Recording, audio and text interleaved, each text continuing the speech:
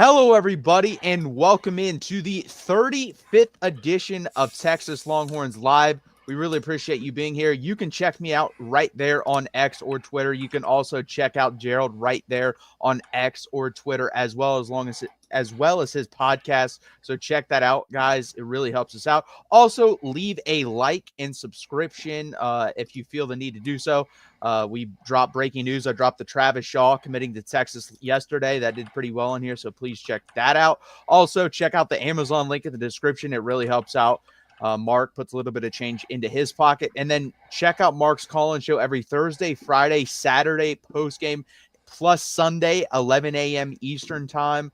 I don't know if we'll do 11 a.m. this Sunday. Might do it Saturday instead because obviously I have the games Thursday and Friday, but those are the times you can catch them over on the main channel. Now, let's jump into this. It's been a while. It feels like forever, actually, since this game happened.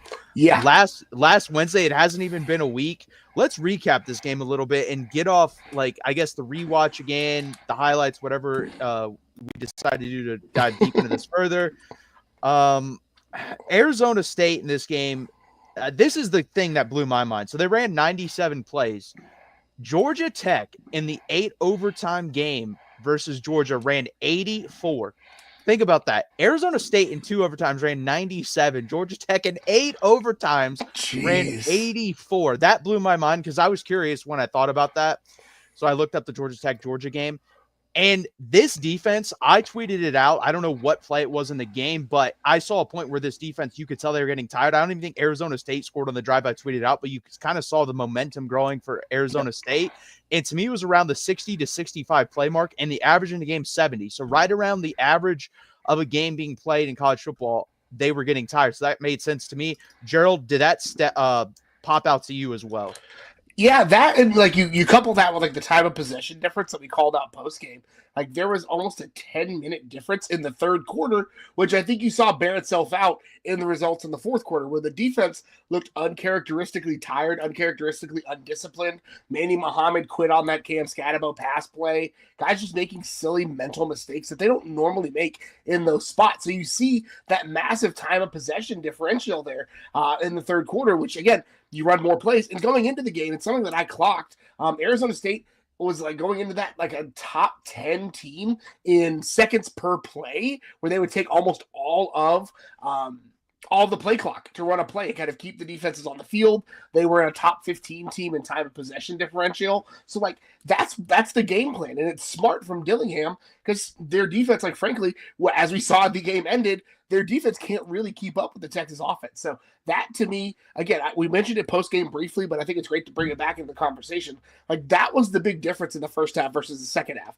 And some of that, a lot of that's on the offense's inability to keep to keep themselves on the field, right? Because the Texas defense got 6 straight stops and the offense got 3 points out of it. That's just, you can't do that. Yeah, this team doesn't really have the capability, or they do have the capability, but they don't do it on a consistent basis of playing complementary football. Yep. You see streakiness from the offense and defense, mostly the offense. I think the defense has done pretty damn well. And people look at the total yards and everything like that. Yeah, they give up 510 total yards, but on 97 plays, that's 5.3 yards per play. That's not bad at all. And much worse. Yeah, exactly. And if you get rid of the Scatabo pass and the punt that they faked and completed, that counts as well. You're at 4.6 yards per play. That's elite stuff. Yeah. And I do get rid of those because, guys, let's be honest here. How many games are you counting on your punter to complete a pass and your running back to complete a pass? You shouldn't be counting on that. That's something that's not replicable. So that's why I say when you get rid of those. Yeah, I think that's the solid decision to make when you think about it. And there's just something to be said about the offense getting in its own way in a lot of spots where, this offensive line is banged up. It is what it is, right? Cam Williams still may not be able to go this weekend. We'll find that out as the week ticks along, right? Jake Majors banged up still. I'm pretty sure it was a concussion. They didn't really ever release what it was, but the way that dude hit the ground, I'm pretty sure. But it's an offensive line that's not up to snuff. And this Ohio State team, we'll talk about that in a couple of minutes, right? They're going to be able to key on that. But you saw it come out against Arizona State. Texas just could not get the ball running on the ground, ball going on the ground, and that handicaps the entire offense. The offense goes the way of the running game, and we saw what happened against Arizona State. 100%. And that, yeah, we definitely need to run the ball better in this next game. If we don't, this will not be a fun game to watch. I'll put it that way. For sure. Texas or Arizona State as well, 10 of 24 on third down. First off, when I read the number of 24 third down plays, my mouth dropped because I've never seen a team huge number. By the way, I don't know what the college record is. I looked it up. That would tie the NFL record in a game of third down conversions attempted. Wow. Yeah. That's 24. insane. Yeah. It's insane. It passes the eye test, though. When you look at how Arizona State was able to stay on the field, that checks out. Yeah, 10 of 24 is good. Like, that's a good percentage. If you can do that, your coach would definitely replicate it. And then this even is crazier because they went for it 6 times on fourth down. They had 30 attempts on third and fourth down. They converted 13. So that's not a good percentage for Texas. You'd like that number to be about between 8 to 10. At 10 at the highest, 13 is almost 50% completion on third and fourth down. That is not good. That is something that's going to have to get better. I will say that's kind of a one-off, though, because Texas has been a really good third down and fourth down conversion team on defense. They've been able to stop that. But props to Arizona State. They drew up some stuff. I think Levitt's ability to escape the pocket, that guy was, in my opinion, in my lifetime of watching Texas football, I think he was the second most elusive quarterback Texas has faced. I think Taysom Hill's number 1 for me and always will be. Number 2 is Sam Levitt now. That guy was outrunning our linebackers and edge players to the edge. I was shocked at that. And he's a good athlete. Now, was he able to complete very many passes off that? No, he's 22 of 46. So not a very good day with that, but very impressive. And I want to go back. I was trying to pull up the stat when you were talking about third downs. Of the 10 third downs that Arizona State converted, 6 of them were 4 yards and shorter. Their average distance to go was 4.4 yards.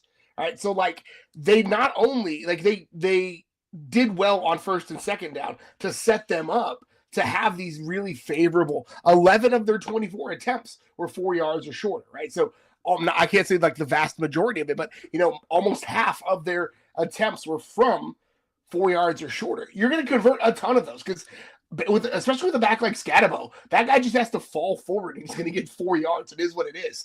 So like that to me, huge difference in the game. It's like Texas average distance to go was 7.4 yards, right? Like that's not a great split when you look at it, and that's part of the reason why Arizona State completed 10 and Texas converted 5.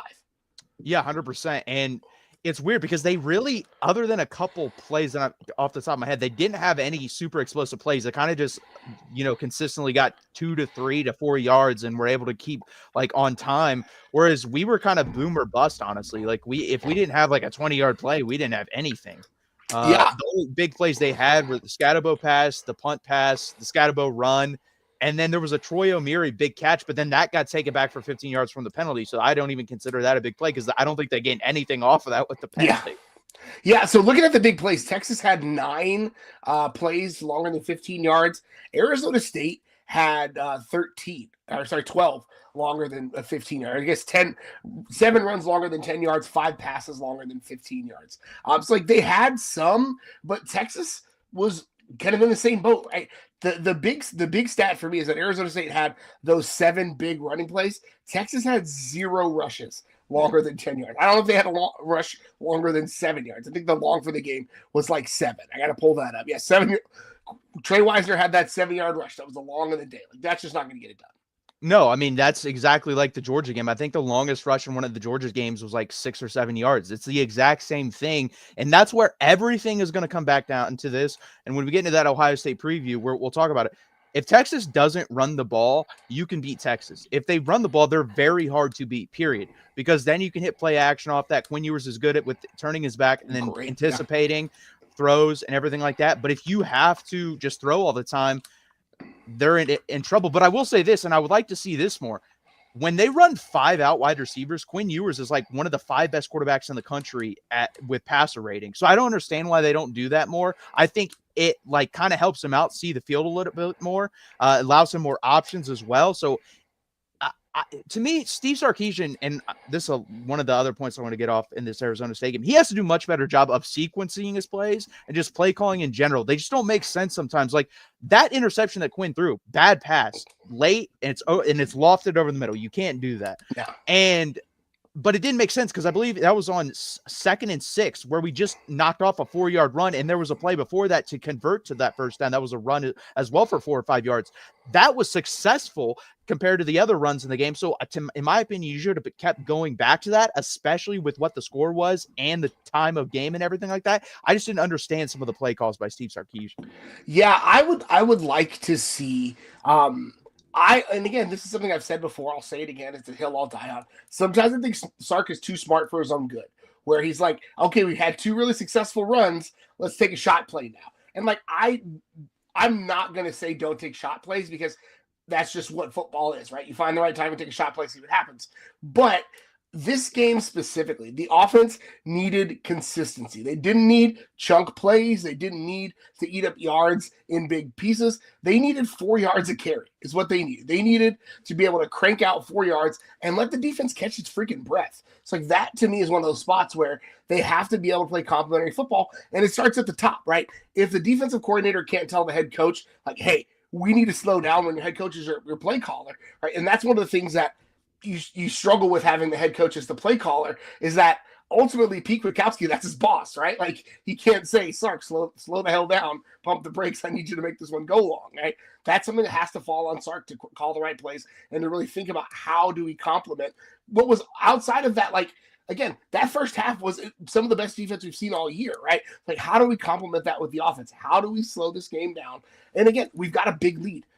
Take the air out of the ball, run the ball, let the defense catch its breath, and continue to keep Cam Scatterbo from going off. Yeah, exactly. This isn't a type of game where you, in my opinion, needed a lot of points to win. If they played this game correctly, they could have won that game 24-8. Like that game could have ended at 24-8. Everyone would have been home healthy, fine. We would have been fine with that.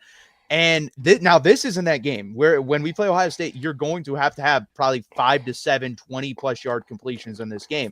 Now, can we stop throwing the ball deep over the middle? That does not work. The sideline shots work consistently, especially the last month of the season. Down the middle does not work. Intermediate down the middle does. I've seen that work, and you're going to have to attack that again when we get in Ohio State. They play a lot of cover 2.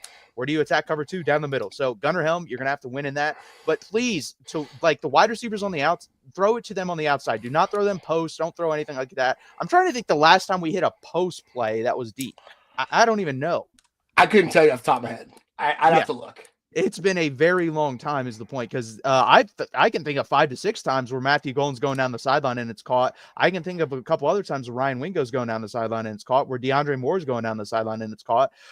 Another thing that has disappeared, and listen, this is another issue I have with Sark too. So it didn't work versus Georgia. That doesn't mean you have to scrap it versus everyone else. We don't throw wide receiver screens anymore. Ever since we played Georgia in the SEC championship game, we've just said, no, we're not throwing wide receiver screens anymore, which, listen, they didn't work versus Georgia, but I wouldn't mind trying them versus Clemson and Arizona State.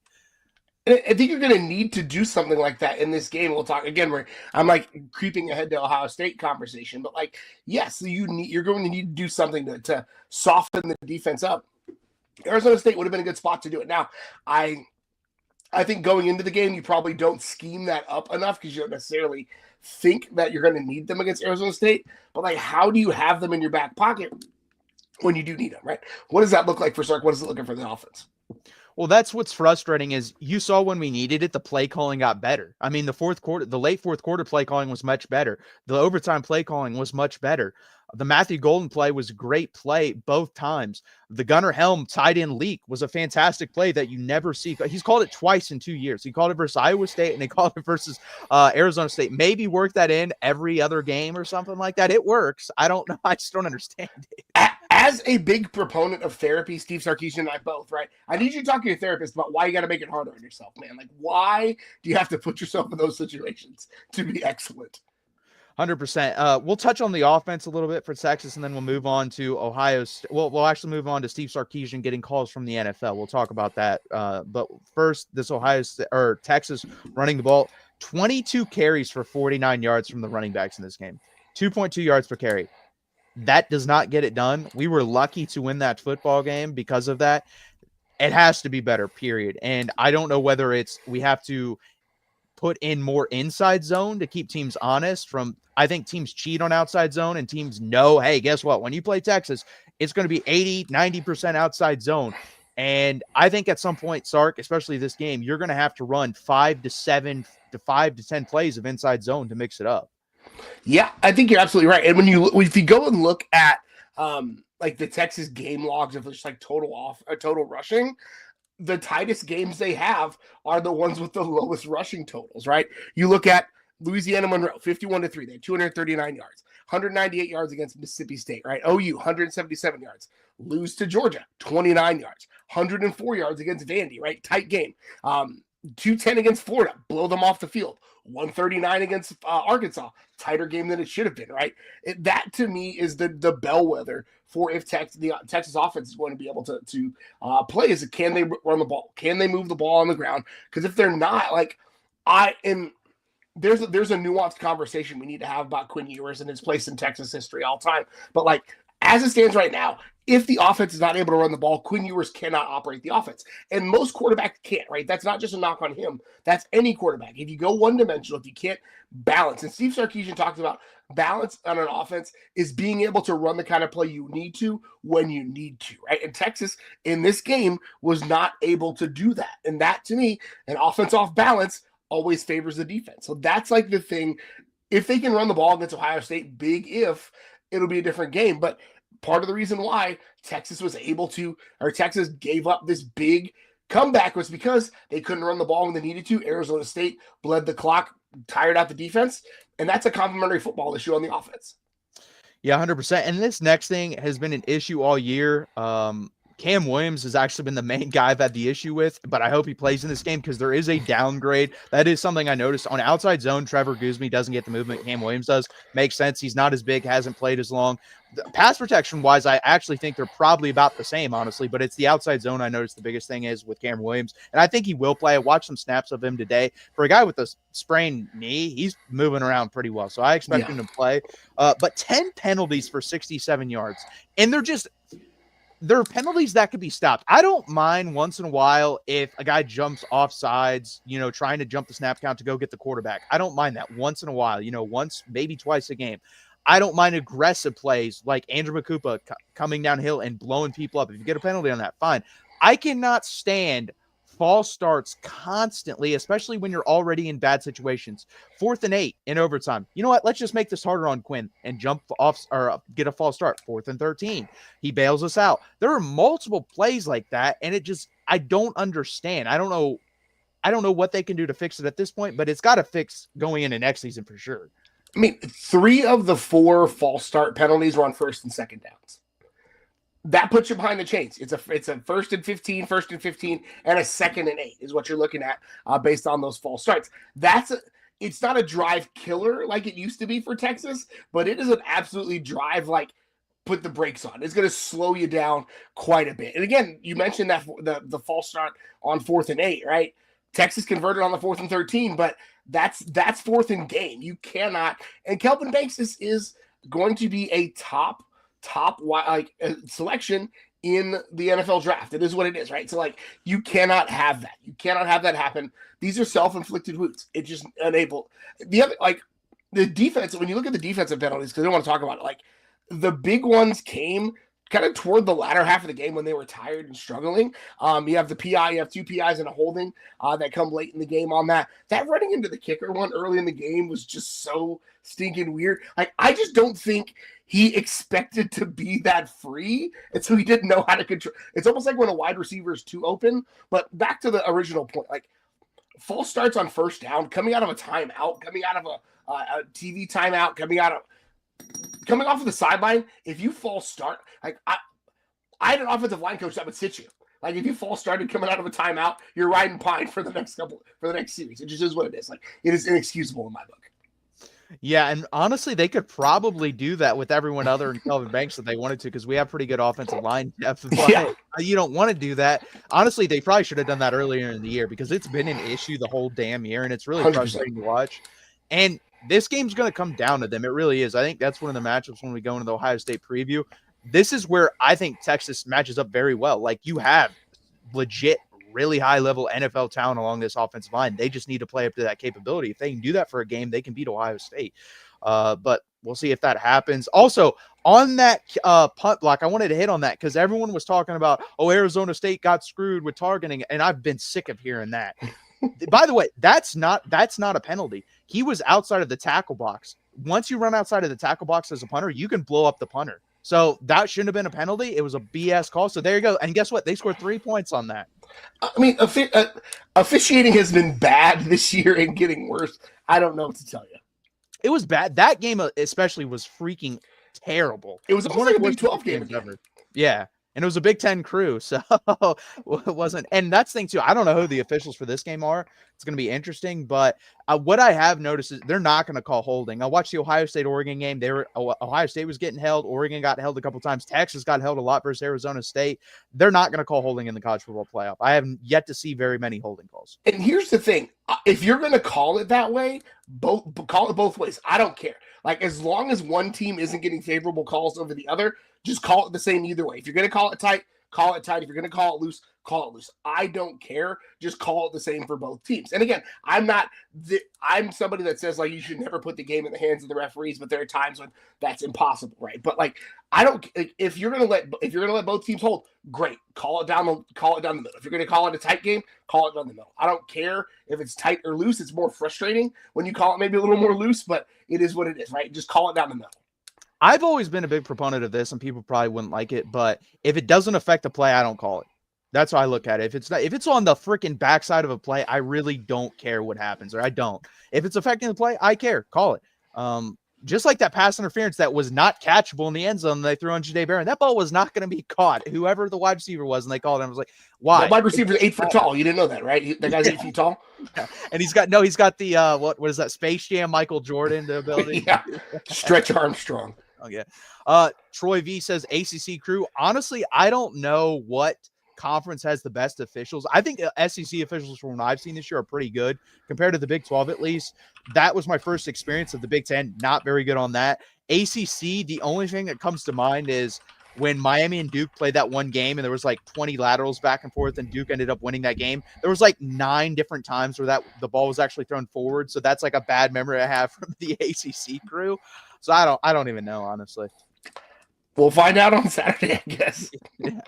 Again, guys, please hit that like button. Please subscribe down below. We're here every Monday at 8 p.m. Eastern time, no matter what. So please check us out here at Texas at the Voice of College Football. Also, check out the Amazon link in the description. It really helps out. And check out Mark's call-in show every Thursday, Friday, and Saturday post-game, plus Sunday, 11 a.m. Eastern time. Again, guys, the whole network will be here in the off-season as well. We're here no matter the season, whether it's football season or off season, we are here, and there'll be a lot to talk about, especially with the transfer portal in the spring and stuff of that nature. And guess what? A lot of Arch Manning content coming because he will be the quarterback. Yeah, buddy. So be ready for that. But we really appreciate you guys being here. Troy V says, I think it's the same crew that did the OSU Oregon game. Well, they didn't call holding. So if I'm Texas, I'm holding Ohio State a lot in this game personally and see if I can get away with it. But let's jump to this real quick. So the news came out yesterday. Adam Schefter basically put out a tweet saying NFL teams are going to be looking at Steve Sarkisian. I expected this eventually for Steve Sarkisian. I didn't know it would happen this offseason. What came to mind when you heard about this, Gerald? I mean, the first thing that came to my mind is, like, you have to remember who Schefter's sources are. You have to, like, generally it's going to be an agent trying to get their client's name out there, or, a GM trying to, like, stir the pot and see what interest is there. So, like, part of me doesn't necessarily take it super seriously. Now, again, I'm with you. I think Sark would entertain conversations, entertain calls. It makes sense, right? He's a competitive guy. It's what coaching football is part of it is about, is like building your resume. So, like, it's not necessarily something I'm worried about at this point. Like, I think Texas needs to focus on winning this Saturday, and I think that is Chris Del Conte said something today, actually Monday, as we're talking, that, like, it almost feels like somebody just kind of throwing a wrench in a game week preparation. So they're not going to comment on it, and I'm fine with that. Yeah, and that's the thing, too. I don't know how close Chris Del Conte and Steve Sarkisian are. Like, let's be honest here. When most coaches do leave, they're not going to be like, hey, I'm getting NFL calls. I'm probably going to take it. They're just not going to do that most of the time. Now Sark could be different. There are some guys that will do that have the courtesy to do that. I don't know if Sark is one of those guys, and if he has a close connection again with Chris Del Conte. When I heard it, I wasn't surprised because I mean he's been at the NFL level. He was a decent offensive coordinator. He has an NFL scheme. It would not shock me at all if eventually he does leave Texas for the NFL. The thing is, guys, the backup quarterback is Arch Manning. I don't think he's going to recruit Arch Manning and then be like, you know what? I recruited one of the most talented guys in the history of high school recruiting, and I'm just going to hand him off to the next guy and not give it a shot. So that it would really, really shock me if he left this offseason. Like, I would be completely blindsided, honestly. Also, the money. He's getting paid anywhere from, with incentives, base of $10 million upwards to $12 million if he wins the national championship. I don't know if he has the type of cachet yet to where he can get that in the NFL. There's not many NFL coaches that make that type of money right now. The average is like $7.5 million, so he's over the average. There's only a couple guys that I think of: Jim Harbaugh, John Harbaugh. I think Sean McVay's over that. Kyle Shanahan's probably hovering around that. He doesn't have that cachet yet. So if he went into the NFL, he's probably getting a pay cut, honestly. And now he would be working less. I will say that. You don't have to work as hard in the NFL with all the transfer portal nonsense that goes on. So you got to be on the clock 365 in college. You don't have to do that in the NFL. But with the jobs open right now too, does he want to go to New England? I wouldn't want to go to New England. Does he want to go to? Yeah, that's Mike Vrabel. They're going to hire Vrabel for that. I'd be shocked if it's anybody else. And then the Jaguars, I think, those are the two openings right now. I don't think there's any other openings. So I don't see him as a fit for any of those at all. I will say this, hypothetically, let's say Antonio Pierce coaches another year next year for the Raiders, and then he gets fired next year. That's a job I could see Steve Sarkisian being interested in. At that point, you could have a quarterback, and whether that's Shadur Sanders or Cam Ward, it's the Las Vegas Raiders, for God's sakes. It's an iconic franchise in NFL history. I could see that. Yeah, I mean, and again, the availability this offseason is a little weird. And again, Sark has wanted to coach Arch Manning since he got to Texas. So, like, there's something to be said about that. And, you know, whatever happens is going to happen. You know, Del Conte's the kind of guy that always has a name or two in his back pocket. So there, you know, I have trusted his coaching hires thus far, and I'll continue to do so. Like, when the inevitable happens, I'm not worried about it. No, I'm not super worried about it either. Let's get to that. So I have 3 names down, but I'm going to let you hit first. Hit on your first name and let me know who that is for Texas if Steve Sarkisian were to leave. So this one's probably one that's a little off the beaten path, but it's one that I think slots into a similar role. It's Will Stein at Oregon right now. He is the offensive coordinator there. He's got connections in Texas. He coached at Lake Travis for a while, and then he moved on to Oregon to be Dan Lanning's offensive coordinator. Again, learning under a guy like Lanning, who seemingly has this SEC mindset in the Midwest, on the West Coast, very familiar with the NIL dealings. Let's just put it like that, right? Very familiar with that through his time. And he's an offensive-minded guy. I think players will want to come and stay and play for him. He's a quarterback-minded guy, much like Sark. And so, like, that would be somebody that if, again, Sark decides to take his talents to the NFL, somebody I'd love to see Texas kick the tires on. Yeah, that wouldn't be bad. I stayed realistic, obviously. I'm not going to be like, you know what, I want Urban Meyer, I want Dan Lanning, I want Bill Belichick. Like, maybe we could give Bill Belichick. I don't think I'd want him at Texas, but, I mean, I don't know how he's going to do in college. But number one is the guy we just played, Kenny Dillingham. I would love to freaking hire Kenny Dillingham. He's a young offensive guy. I think he would do great at recruiting at the University of Texas. I think he would absolutely kill it with the money he would have. And then he's already a really good coach. Like, he got the absolute most out of that roster. There's nothing. Yeah, there's literally no. I don't think there's very few coaches in the country that could do what he did with that roster. There is. I just don't see many that could do what he did. So I'd love to have him here at Texas. And again, he's a young guy. He's a guy that can grow with the program. He's not a 60-year-old guy that's going to be gone in 5 to 10 years. Like, he could literally be at Texas if he does come to Texas for 15, 20, 25 years and build a really strong legacy. And he would get off to a really hot start. He would have a really good roster to play with. I would love to see Arch Manning to play in his system. I think it would be phenomenal to watch. Imagine, you saw what Sam Levitt could do in that system. Imagine Arch Manning in that system. So I would love to have Kenny Dillingham if Steve Sarkisian were to leave. And he's a dude that guys like to play for. He is a guy that like players will line up for. You saw him after the game take the blame for the 4th and 13 touchdown, right? Like that's the kind of dude that guys are going to line up and run through a brick wall for. 100%. Now let's go with your next one. Who's your second guy? Man, I waffled over this one quite a bit, and I like this is a terrible decision, but like I wonder what GJ Kinney's talking about down in San Marcos. Like he probably needs a job between Texas State and Austin, but he's a guy who knows the recruiting area. He's been in Austin. He played, he air quotes played, right? Was a backup at Texas. Knows the recruiting area. Has a really good in with a lot of high school football coaches in there. Really well respected offensive mind, a fast riser, young guy that dudes want to play for. Again, he's the kind of in that Dillingham mold, but like a step down from there, where it's like players coach. People seem to like him. Has already a lot of the relationships that you need in the Central Texas area, and in just Texas in general recruiting. So he's another one that, like, I think he probably needs a job between Texas State and landing in Austin. I honestly am terrified for when Dave Aranda gets fired because I think Baylor's going to hire him and he's going to turn Baylor into something. I hate when Baylor's good, but like I definitely think GJ Kinney is a guy who has that kind of 5-ish years down the line mindset for Texas. No, I don't think that'd be a bad one. I do agree. I think he probably need like a middle tier job before he jumped up to Texas. Number 2, I'm going to Glenn Schumann from Georgia. Okay. I think that would be a good hire. I've seen what disciples of Kirby Smart and Nick Saban have done as head coaches. They've done a pretty damn good job. I don't know how – I'd have to listen to him talk a little bit more, see if he's more of a Dan Lanning guy, which I'd love to get Dan Lanning, but he wouldn't go from Oregon to Texas at this point. They're spending like crazy money. But I do think Glenn Schumann would definitely leave Georgia's defense coordinator to be Texas head coach. And I think with the defensive talent that we have on staff, defensive talent that we have on the team, I think he would elevate that. And it'd be interesting if he retained PK or he decided, you know what, I'm going to be my own defensive coordinator or however that worked out. But I would be excited to get him. I think it'd be a pretty good hire.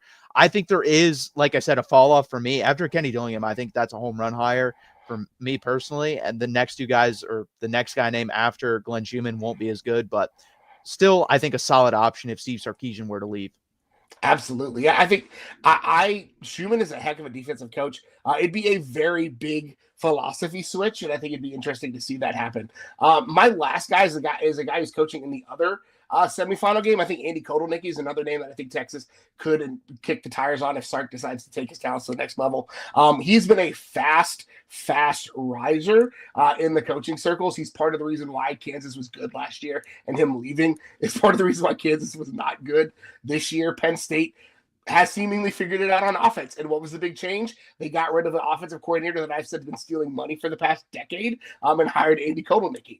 So I think that's another one to keep an eye. Like I'd be one that I'd be great if Texas decided to make a call. Yeah, that would be interesting because I was the biggest fan of this guy. When he left Kansas, I said, huge. Yeah, it will be big for Kansas and it'll be big for Penn State. I said Penn State would win the Big Ten because they got him. And then I watched his play calling in the second half of Ohio State versus Boise State, and I just scratched my head because he abandoned things that worked consistently in both those games. And I'm just wondering, are you watching the same game I am? Because if you just ran Katron Allen and Nick Singleton versus Boise State every freaking play, you would have won that game easily. And he decided to get way too damn cute in that game. There's some spots that definitely happens. And I wonder if it's, again, I've had long conversations, one of my best friends is a Penn State fan, about James Franklin's game management and decision-making. So I wonder how much of that is head coach meddling versus Kotelnicki's decision-making. No, 100%. That's true. I don't know. The next one, a guy that's been a fast riser. He's a good offensive coach. He's put up 2 good seasons at USF back-to-back. I like Alec Golich. I think he'd be a good hire. I don't know if he's quite prepared for the Texas job yet, but I think, again, he fits in that mold of a younger guy, good offensive mind. And you've seen what he's done with USF with lesser talent. That was kind of a dead program before he got there. They had a couple bad hires in a row, including an ex-Texas coach in Charlie Strong. And he's done a really good job with them. They've been bowl eligible the last 2 years. They almost beat Alabama at USF, and they almost beat him this year. Before that, before Alabama switched out their tackle and had to put in an injured tackle in the game because the other guy couldn't block, they could have beat Alabama. So I think he'd be a pretty good hire. And we'd all love him because he doesn't like Tom Herman. So Texas fans would absolutely love to have him because we could all hate on Tom Herman openly. That would be the funniest thing if someone asked him that during his first like if he's a Texas head coach, you ask him in the first press conference, what are you feeling on Tom Herman? I mean, it was a note, like they had a midfield altercation. That's all I'm saying. Many people have wanted to say things to Tom Herman. That's all I'm saying. Moose says Matthew, Michigan fans are Texas fans this Saturday. I think a lot of people are Texas fans this Saturday. I think Ohio State, if we're ranking like most hated fan bases, are one of the only few teams that rank above Texas. I think Ohio State, Notre Dame, and then probably Alabama and Georgia, and then it's Texas at like fifth, honestly. I think you could probably interchange any of those teams depending on regionality and history. I think there's probably it feels like almost a tier system where like those are all in a very similar or the same tier. It's like if you're a fan of them, you're a fan of them. If you hate them, you hate them, right? Whew.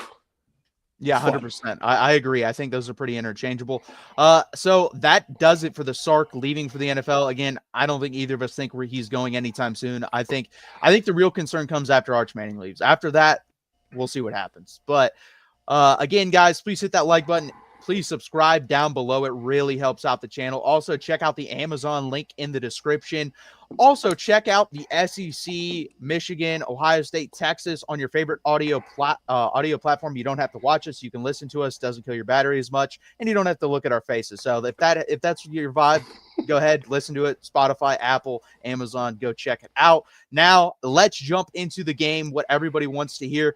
Texas, a 6-point underdog in this game. Over-under is 53.5.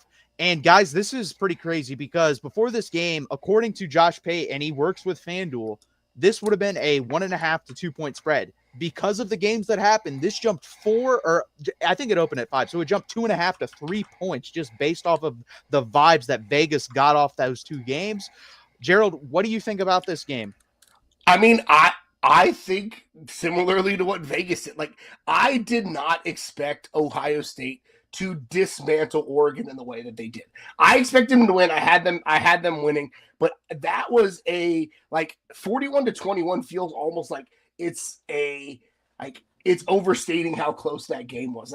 That was never in doubt for me at all. And again, it's back-to-back weeks. They just absolutely dismantled an opponent. Like they dismantled Tennessee, they dismantled Oregon, and I don't know whatever the switch has flipped in Ohio State, but I need to flip back to the Michigan week. I need to flip back to whatever the heck what Chip Kelly decided to run at the Michigan defense for some reason instead of realizing, oh, we've got the most talent in the freaking world, 90% blue chip ratio, which is absolutely ridiculous, right? Like let's just be the most talented team on the field, the fastest team on the field. I don't blame the Vegas lines makers and odds makers for having it jump because based on what Arizona State was able to do to Texas and what Ohio State did to Oregon, it checks out to me. Yeah, it is pretty crazy.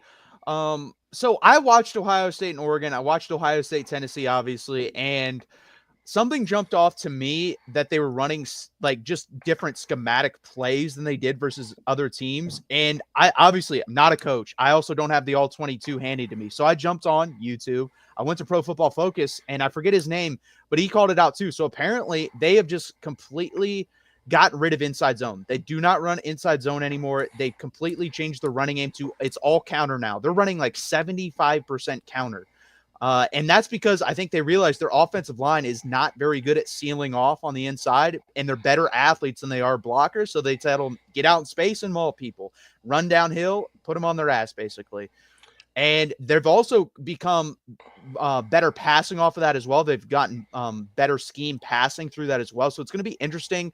Now Texas does have 2 weeks to prepare for that scheme. They're going to know, hey, guess what? This is what they're going to come out as. Whereas Tennessee, I feel bad for them because they clearly, they watched one film and then they got in the game and realized, oh shit, they're not running any of the stuff they ran the whole season. They're running a completely different offense. And that's what happened. And then you also have Oregon, who's probably like, was that for Tennessee or is that who they want to be? So they probably studied a little bit of both and didn't concentrate. I am praying Texas, they've decided to do it in their two biggest games. They want to run counter. You got to stop counter and you got to stop the plays that come off of counter. If they want to pull out their old inside zone stuff and run it, which it didn't work versus Michigan, who I think Texas' front four isn't quite as good, but it's pretty close to Michigan's, then I think let him do that.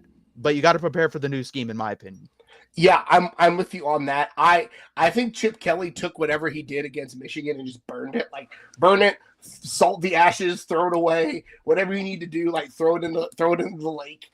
Like I don't anticipate that game plan ever coming back, unless again it's going to take something special and like the right matchup. But there is. Because Texas is strong in a lot of the ways that Michigan is in that defense, where Texas is very, very stout on the interior defensive line. Alfred Collins and Vernon Broughton. I almost said their names like switched. I almost called them Alfred Broughton. But Vernon Collins, Alfred Broughton. And Texas, great defensive tackles, right? Stout in the middle. I'm excited to see who steps up and makes the big jump next year. But like that is a game plan that Texas would love for them to run. I don't think they're going to do. I think this game for me against Ohio State's ground game, which they've got two basically 1,000-yard rushers, right? Like both of those guys will hit 1,000 yards in this game, which is just absolutely ridiculous to say, right? They're going to run the ball. This game to me is going to be a lot on Texas's edge players, outside linebackers, defensive ends.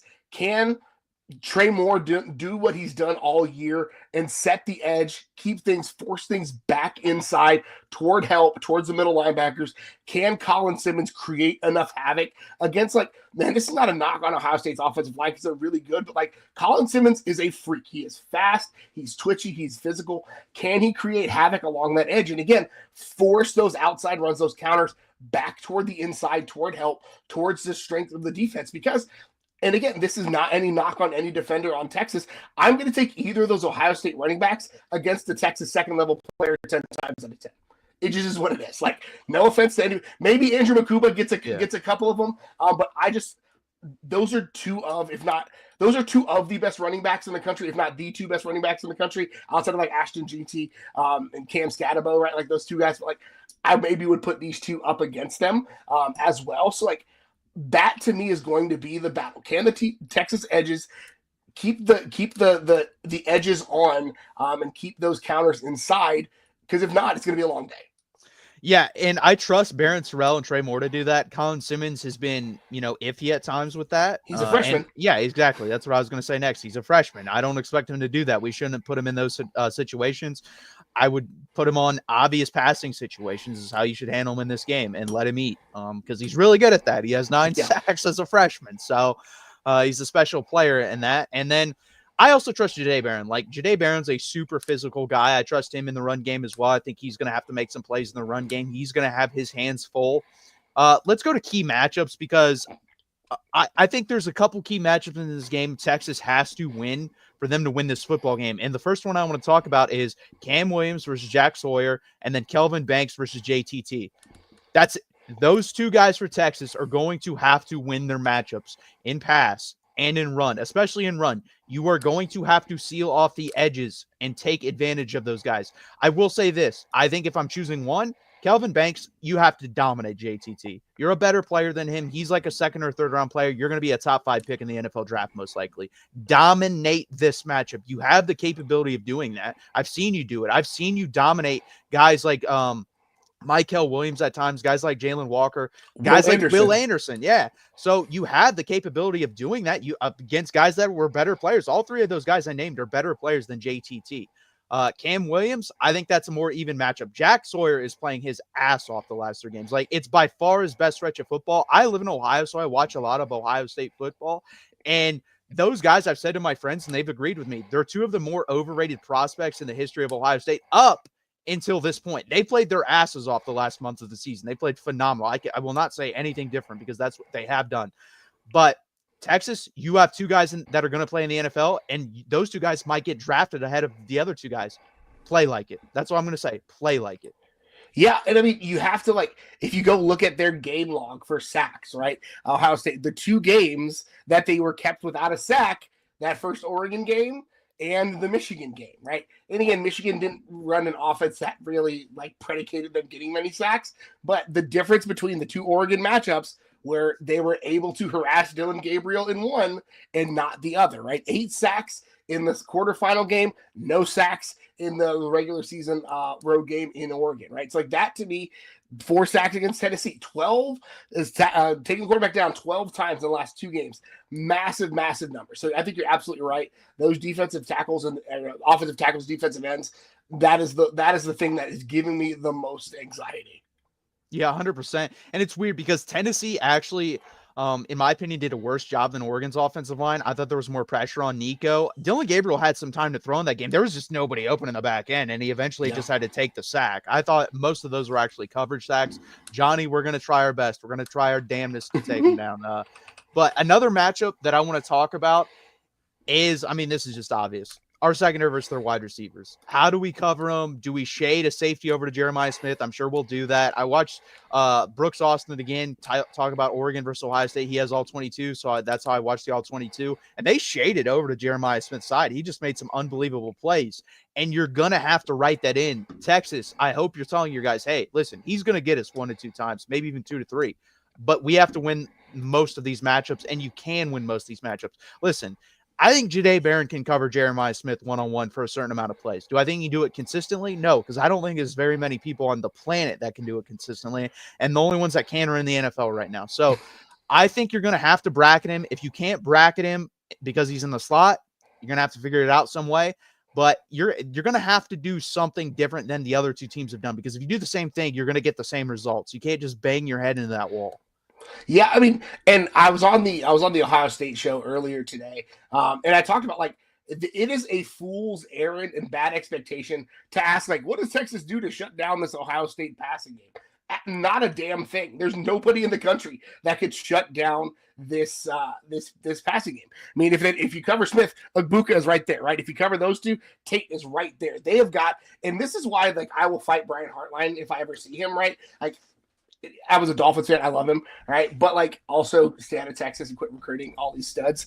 Like their wide receiver room is just absolutely stacked, and so it's not a matter of like how do you stop them, but like I think that's a great comment from Dave, right? You sometimes make a business decision. If you're going to get beat, 15 is better than 7, right? Like it just is what it is. So there are times when you're going to have to do that. There's times where it's going to get nasty. And the other thing is like you have to force Will Howard to have to make quicker decisions and abandon the pocket more. Now he is a mobile guy. We saw that last year when Kansas State came to Austin and almost won that game. So Will Howard has a lot of experience against playing Texas. Now, this secondary is better than the Texas secondary from a year ago, but still, right, if you can get after the quarterback and keep Will Howard, the game ended on Texas pressuring Will Howard and putting him on the turf, right? So that, to me, is a great pass rush is going to help out your secondary. That's just football 101. Because, again, there's not a secondary in the country, in college football, period, that I think has the answers for this trio of dudes that Ohio State's going to bring to Dallas. No, 100%. It's going to be very difficult. And I actually think a guy that's going to benefit from that, I like him more than most people do. G. Scott, their tight end. I think he's a decent player. I think he's going to have a decent amount of catch in this game because of Texas keying on their wide receivers so much. Big dude. Yeah, he is big. Anthony Hill has to have a good game too. He hasn't had a sack in a while. I think he's going to have at least a sack in this game, get a couple tackles for loss, get upfield, make some plays, cause some havoc. And yeah, Will Howard, to me, he's gotten a lot better, and he's also obviously playing with a lot more talent. But yeah, you just got to fluster him, get after him. He's averaging like in the 2 playoff games over 10 yards per attempt. To me, Texas, people are going to say, oh, well, they had a really bad game versus Clemson. Cade Klubnik had 7.4 yards per attempt. He didn't have like an all-world game.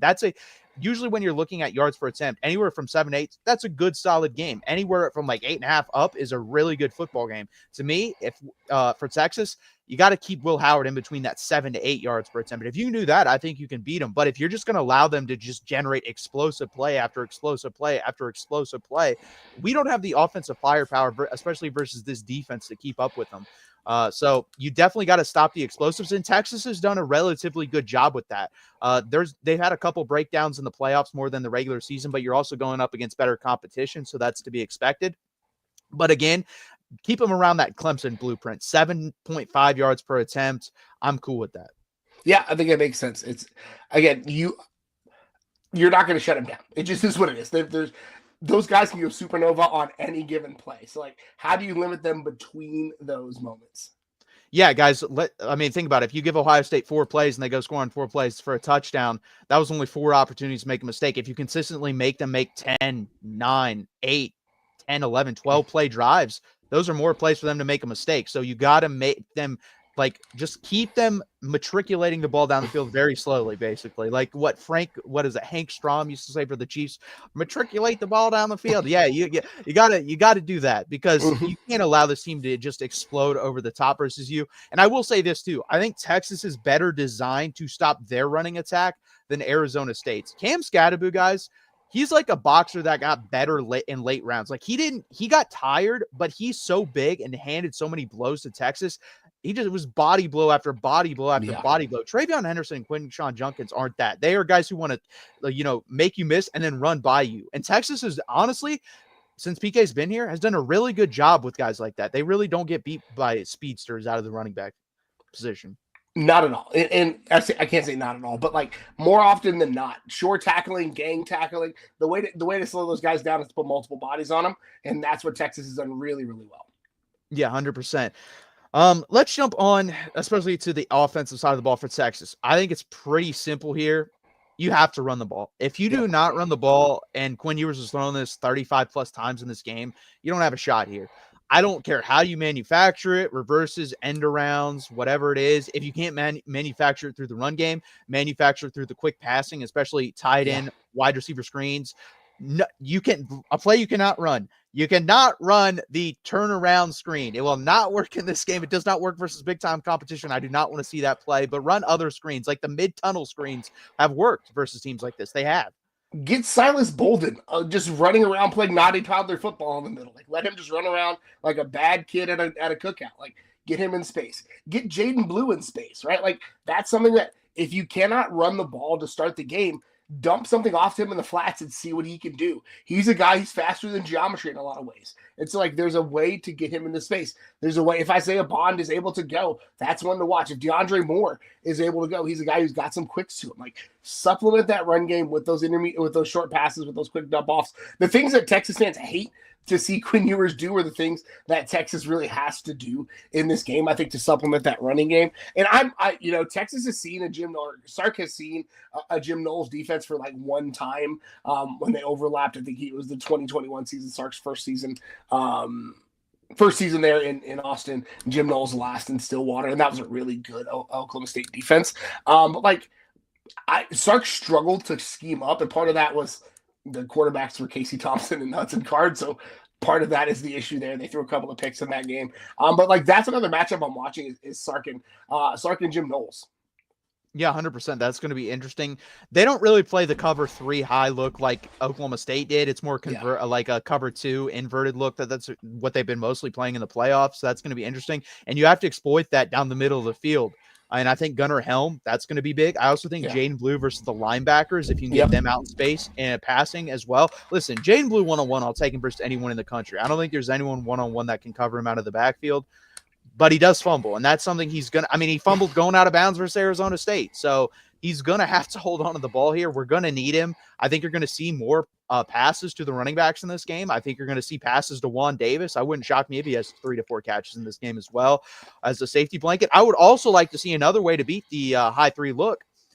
Big jumbo packages. We have not done that, and I would love to see it done. And listen, to me, the game plan here is slow down the game, execute in your third down red zone, which Texas is good at third down. They're not good in the red zone. You're going to have to execute highly in the red zone, and then hit the 4 to 5 explosive plays. I don't need 10 explosive plays from you. Can I hit the 4 to 5 of them? If I get 4 to 5 of them, I feel pretty confident in this game. Play complementary football, keep the defense fresh, keep their legs fresh. Because like when push comes to shove, like the better of the two units is the defense. So you have to build a game plan to suit them offensively. And so is it running the ball more? Again, is it slowing the pace down, slower than Sark normally likes to run? I think that's a great call out. I think it's something I'd love to see in this one. Yeah, it's funny because starting of the season, if you told me, you know what, the defense is going to be by far the biggest strength on Texas, I've been like, I don't really see that. I thought they would be good. I thought they'd actually be better than last year by a lot because I didn't think last year's defense was very good other than Byron Murphy and Devondre Sweat. But they've just exceeded my expectations and agreed. You have to build the game plan around them. And then Burt, my dude, you just got to make some field goals. You got to make some field goals. I don't need you to be perfect. Like if you have 3 attempts, can you make 2 of them? Do your job. Yeah. You got one job. Yeah. So that's what I expect. Gerald, let's get into predictions. What is your prediction for this football game? Oh man. Like the head and heart differential is so big in this one because I'm a Texas fan through and through. I'm going to be cheering for Texas. I think Ohio State is the best team running right now, and they hit their stride at the right time. They've got the highest blue chip ratio in the country. 90% is unfreaking heard of. So like that's going to be something that like I think at some point that's the thing that's going to make the difference for me. I think 6 points feels about right in this one. So I would probably say, man, if I have to pick, because I'm getting we're here to do that. Like a 35-28 situation feels about right. Okay, so you would take the over, and you took Ohio State to win the football game. I think Ohio State wins by a touchdown. Okay. Troy V says, will Texas be committing to stop the run or pass? I think you're going to go with a light box and try to stop them with 4 or 5 because I think we have the talent to do that early on. And if they're able to run on us, then it's going to be interesting because I don't know what you're going to be able to do then. But I think this is the best front 7 Ohio State will have faced all year. I'm very confident saying that. I think this is the most talented team Ohio State will have faced all year with Texas. And I feel the same way about Ohio State. I think Ohio State's the most talented team we faced. I think there are aspects of Georgia that are better in Ohio State. Like I would take Michael Williams and Jalen Walker over Jack Sawyer and JTT, not by a lot, by a little bit. But other than that on Georgia, maybe they're linebackers, but I'm not taking the secondary over Ohio State's. I'm not taking their offensive line over Ohio State's. I'm not taking their wide receivers over Ohio State. I'm not taking their quarterback over Ohio State. So, yeah, there's a couple aspects on Georgia I like more in Ohio State, but not very much. Johnny says Texas better try to stop the pass first. I think Ohio State wants to run the ball. I think that's why they had such big issues versus Michigan. Michigan just didn't allow them to run, and they became pass first. And Texas, in my opinion, has the best secondary in the country. I really believe that.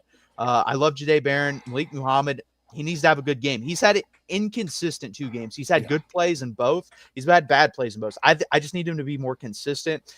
But to get back to the predictions, I'm going to have Texas losing this game as well, 31-21. So I'm going to take Ohio State to cover. I'm also going to take the under here barely. And it's because of this. I expect Texas to come out and actually get a lead on Ohio State early. They play their best football early in football games. So I think I could see us leading 14-10 at halftime, 14-13 at halftime, 17-10 at halftime. The problem is you are facing the best second half team in the country, and it really isn't close. And guess what? Texas is a really, really bad third quarter team, like historically bad third quarter football team. Yeah. So unless something flips here, which it could, again, guys, this is why this game I think will be closer than most people think. I've seen 38-17, 34-17. Texas has too much talent, and I've watched the press conferences. I think they're kind of tired of, are you underdogs? And I think they're tired of being asked that. They have the talent to compete and beat Ohio State. The problem is I just haven't seen it. And my job isn't here to guess. My job is to take what I've seen and analyze what I've seen and then make a good prediction based off what I've seen. Based on what I've seen, I think Ohio State wins this game 31-21. But I do think it's a really good game for 3 quarters. I actually think the third quarter, again, is what's going to get us beat. I think we're going to compete really well in the first quarter, compete really well in the second quarter, compete really well in the fourth quarter. But I think, again, the third quarter is our kryptonite, and we're going against the best third quarter team in America. I think that checks out. I'm with you. No arguments here. Yeah, I mean, you're not going to get homerism from me when it's hard for me to – if Texas had played one perfect game this year or one great A game this year, I'd been like, you know what? Because of that, I can predict this to win. I have not seen an A game from Texas. I've seen, I think, 3 A halves. I've seen the A half versus Michigan, A half versus Texas A&M, and A half versus Clemson. That is it. I've seen halves. I have not seen whole game. Yeah, I have not seen a 4-quarter football game from Texas in maybe a year and a half. Like, I couldn't tell you. Yeah, 100%. Johnny, I do agree with that. I think Ohio State is throwing to set up the run, but the problem is if you just sit back and just say, you know what, we're going to have 3 guys down, I think they'll run it at us. Maybe we're wrong. Maybe we could come out and say, you know what, 3 down linemen, drop 8 guys into coverage and see what happens. It'll be interesting. I don't know how they're going to attack the Ohio State offense. It's going to be very interesting, but I'm more confident in that side of the ball. I'm really not that worried about the defense, honestly, when it comes down to it. I really think it's going to be the Texas offense versus the Ohio State defense that determines this football game. And really, when we get down to brass tacks, like I said, I think it's going to be the 2 edge players for Ohio State and the 2 tackles for Texas. If they win their matchups, I think Texas wins this football game. If they don't, they're not going to win this football game.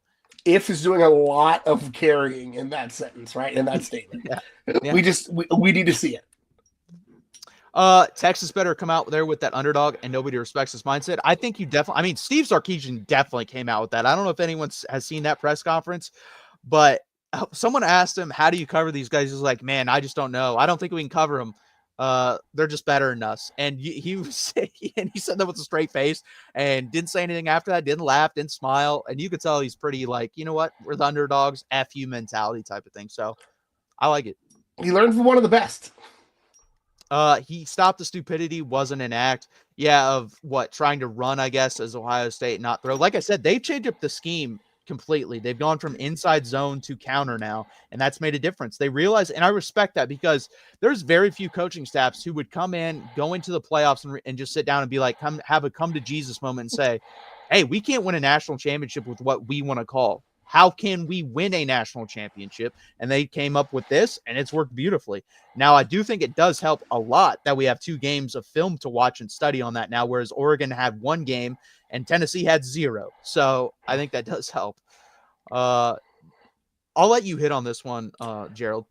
It's tough because as athletic and as talented as Arch is, he is still a redshirt freshman. And so some of the things that we saw like when he came into play in the Georgia game, like he still has a little bit of trouble processing the defense. He still has a little bit of trouble making the reads and getting the ball out on time. He actually held the ball for like half a second longer than Quinn Ewers in that game, which was a weird stat to see because people were real mad at Quinn for squeezing the ball.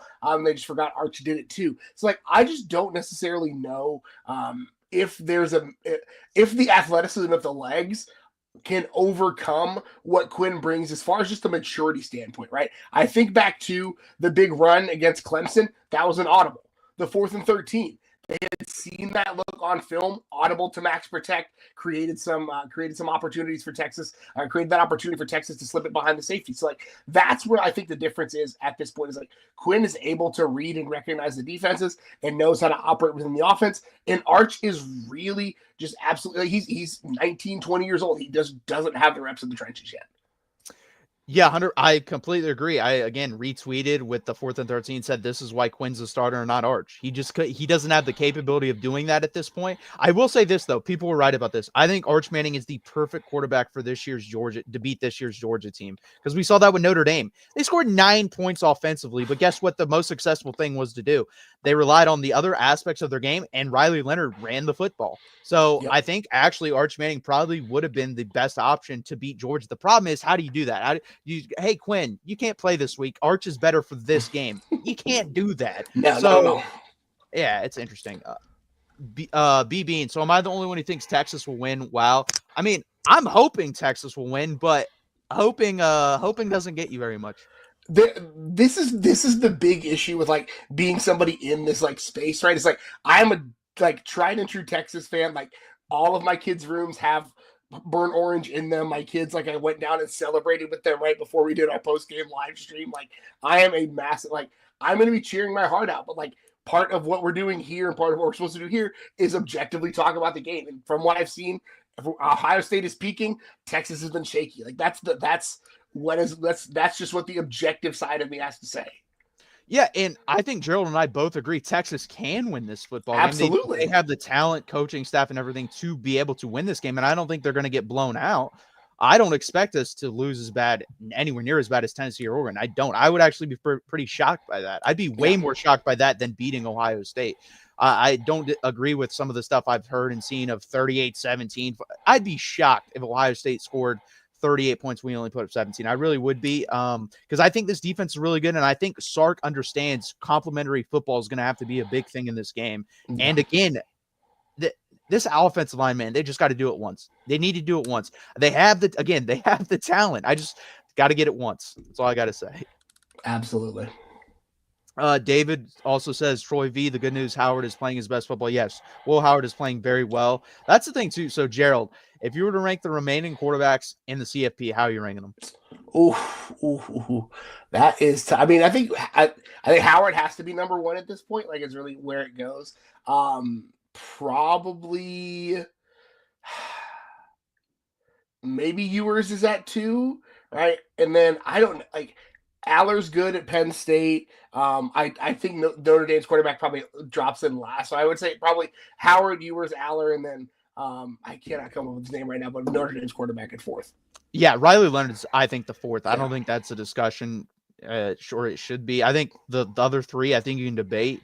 I think if I'm going based off ceiling, I would take Aller, Ewers, and then Howard. But right now, I think Will Howard is playing the best football out of the 4. Absolutely. So I would go Howard, and then if you want to put Aller second, Ewers third, or Ewers second, Aller third, I don't care. Riley Leonard's the worst quarterback left. Yeah. He's basically an athlete. He can't really.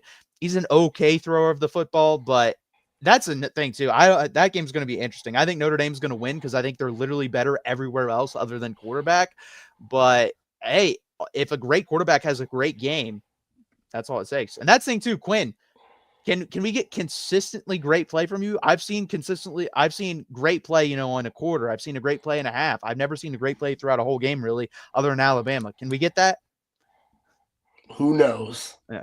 I think this is fair, David. 28-17. I think the Texas defense yes, it is better than Oregon. Oregon's defense doesn't have much physicality other than 1 or 2 players. It's all based on speed, as most of their team is, and that's why I don't think Oregon, they need more physicality. That's what I'm going to say on both sides of the ball. They're mostly built on speed on both sides of the football. Troy V, I just don't see 45-13, but hey, I can't say anything to it right now because Ohio State is playing very, very good football. They're playing better football than anybody else in the country, that's for sure. Yeah.